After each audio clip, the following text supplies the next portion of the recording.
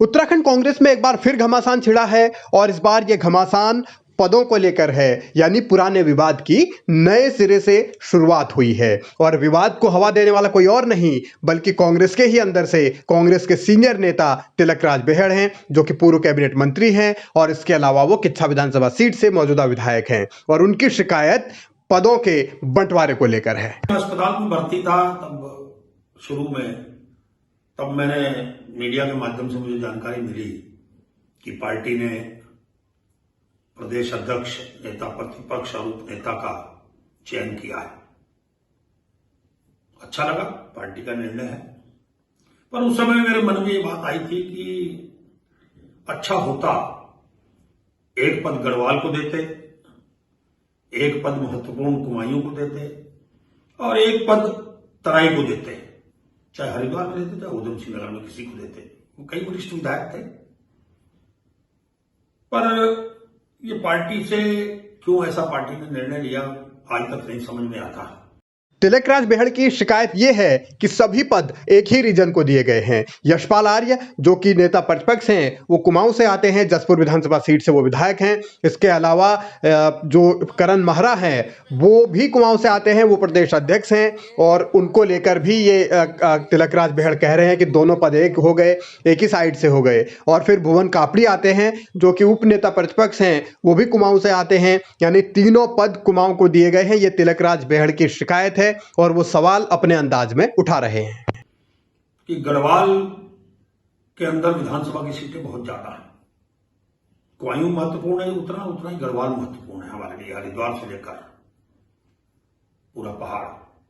अगर एक पद वहां होता तो शायद पार्टी को ज्यादा मजबूती मिलती और एक पद कुमायूं में होता, एक तराई को देते। बैलेंस करना चाहिए था पार्टी को, पर पार्टी का निर्णय है, उसका स्वागत तो सभी लोग करते हैं, मैंने भी किया, सब लोगों ने किया। पर कहीं ना कहीं चूक हुई है और इस चूक को आने वाले समय में हम हाईकमान से अनुरोध ही कर सकते हैं अपने नेतृत्व को कि इसको आने वाले समय में जब भी परिवर्तन हो तो इसका ध्यान जरूर रखा जाए। नहीं तो आने वाला विधानसभा का चुनाव के अंदर हमें बहुत सारी समस्याएं इस बात को लेकर खड़ी हो सकती हैं। अगर हमने चूक नहीं सुधारी तो नुकसान हो सकता है। गढ़वाल में विधानसभा की 41 सीटें हैं जबकि कुमाऊं में 29 सीटें हैं और इसीलिए तिलकराज बेहड़ ये सवाल उठा रहे हैं कि सारे पद एक ही क्षेत्र को देना गलत है और उनको आशंका 2027 के चुनाव में भी हार की सता रही है। और इस बीच प्रीतम भी तिलकराज बेहड़ की हाँ में हाँ मिलाते दिख रहे हैं। तिलकराज बेहड़ जी कांग्रेस के बहुत वरिष्ठ नेता हैं।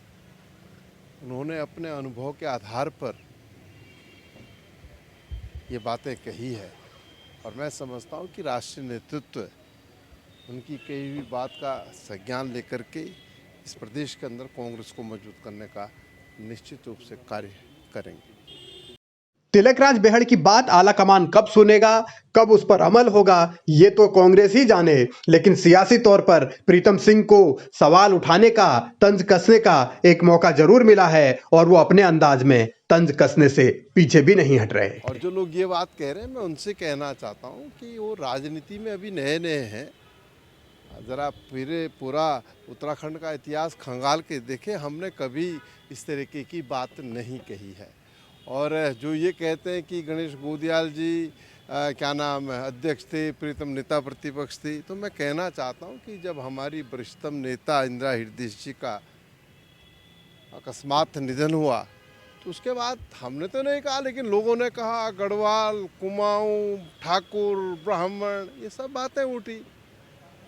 विधायक जी, मुख्यमंत्री जी, नेताओं का अपना अपना राग है, लेकिन हकीकत यह है कि 2014 में कांग्रेस 5 लोकसभा सीटें हारी, 2017 में विधानसभा का चुनाव गंवाया, 2019 में भी 5 लोकसभा सीटें हाथ से गई और 2022 में भी सत्ता में आने का सपना कांग्रेस का टूटा। इसके बावजूद हालात सुधर नहीं रहे, संगठन मजबूत हो नहीं रहा। नेता भले ही बड़ी बड़ी बातें करें, लेकिन जमीनी हकीकत यही है कि कांग्रेस की आपसी लड़ाई ही कांग्रेस की सबसे बड़ी मुसीबत है।